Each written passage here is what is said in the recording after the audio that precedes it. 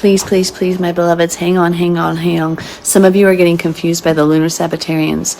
Now, I am putting together a presentation to help you understand the lunar Sabbath is not biblical. It is contrary to biblical. It was actually a Babylonian tradition, just so you know. It was one of the Babylonian things they taught in Babylon. They would always observe like the 8th and all these different days of Sabbath, very similar to what lunar Sabbatarians are doing. Please take a deep breath. Stay away from doctrinal errors. Sit at the feet of Yeshua and get in his word. You'll see there's never mention of a non-day. That's all you got to say. But we're going to go through it. I'm going to get the video put out for you guys. Brother Seth is working hard to write a lot of stuff for you guys as well. There are videos out there, such as like Psalm 119 Ministries has a video. Passion for Truth Ministries, he teaches the truth on that. He says there's no way there's a lunar Sabbath. I think that's Jim Staley. And then there's another gentleman. I just forgot his name. I'm sorry. He has a great video on it.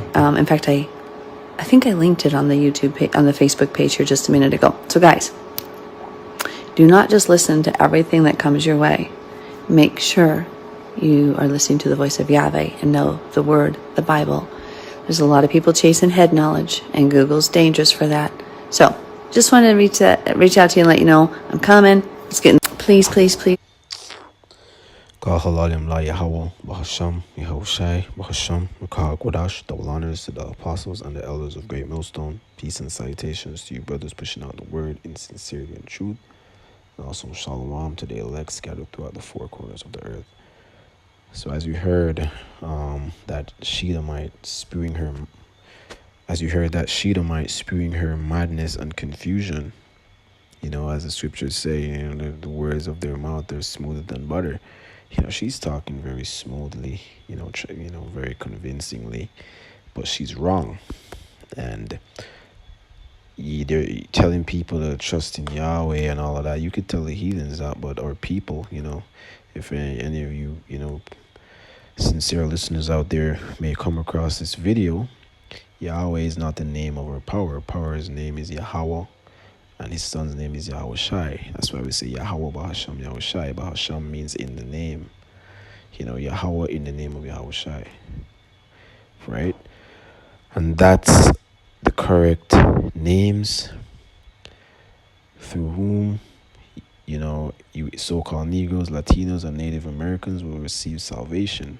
So the reason I'm doing this video is because Jake sent me this video asking me if this is correct and what's the correct way to keep the Sabbath. And I just sent him some scriptures. So I'm gonna read some of the scriptures that I sent.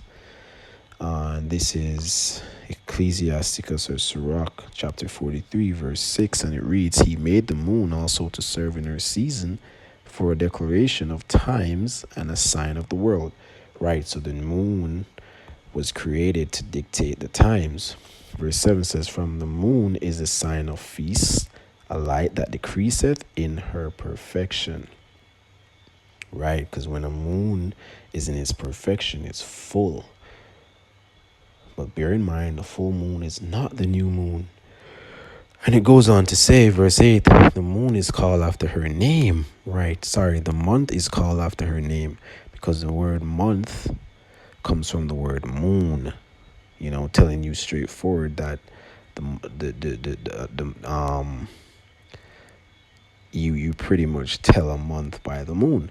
And it goes on to say, the month is called after her name, increasing wonderfully in her changing. Right, because when the moon is new, meaning the starting of a month, or when the starting of a moon, it's dark. It's a dark moon that has a small slither. The new moon, the first day of the month, the moon pretty. Let me get a picture of it so you can get an understanding.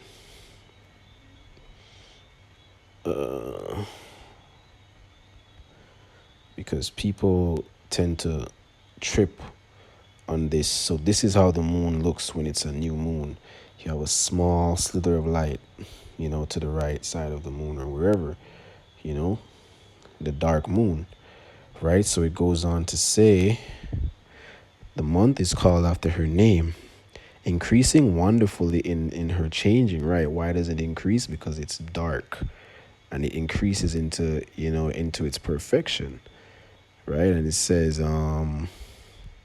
again, increasing wonderfully in her changing, being an instrument of armies above, shining in the firmament of heaven, right? So that's just to give you an understanding that the word month comes from moon, right? And let me read, this is Isaiah chapter 66, verse 23. And it's pretty simple to understand, man. And it reads, "And it shall come to pass that from one new moon to another, and from one Sabbath to another, shall all flesh come to worship before me, saith Yahweh Hashem Shai." Right, so the Sabbath and the new moons coincide, right? You can't have one without the other.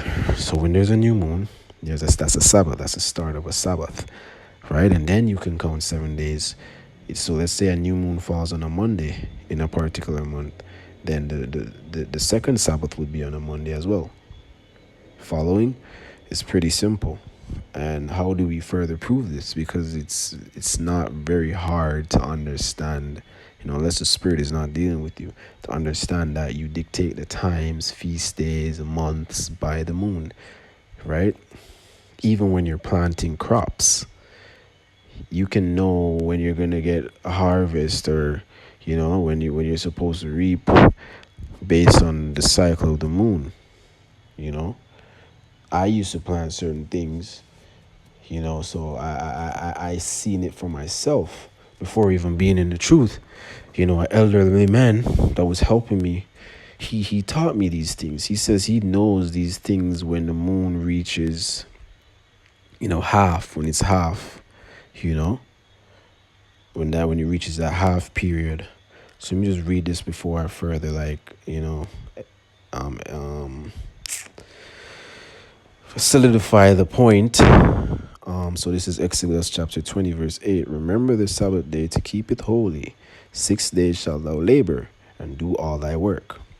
But the seventh day is the Sabbath of the Lord of Yahweh Bashmi Shai thy power. In it thou shalt not do any work, thou nor thy son nor daughter, thy manservant, nor thy maidservant, nor thy cattle, nor thy stranger that is within thy gates. For in 6 days Yahweh Shem Shai made heaven and earth, the sea and all in them, and rested the seventh day. Wherefore Yahweh Shem Shai blessed the Sabbath day and hallowed it." Right. So the heaven and earth were made in our time, because as the scripture says, a day to the Lord is 1,000 years for us. So this is saying that the heavens and the earth were created in 6,000 years, right? One day to us is, let me get it.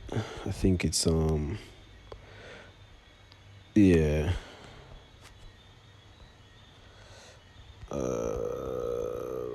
Just don't want to butcher it.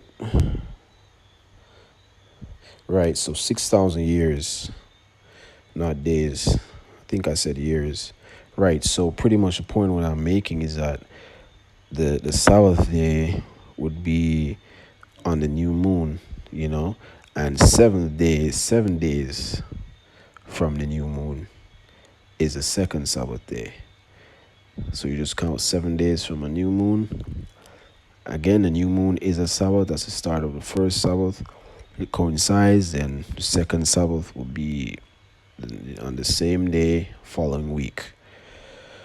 All right, so let me close with this precept. This is 1 Samuel chapter 20, verse. Let me start at 24, just to kind of give some understanding, some context. So David hid himself in the field when the new moon was come. Right. Again, new moon is a Sabbath, right? So he hid himself on a Sabbath day.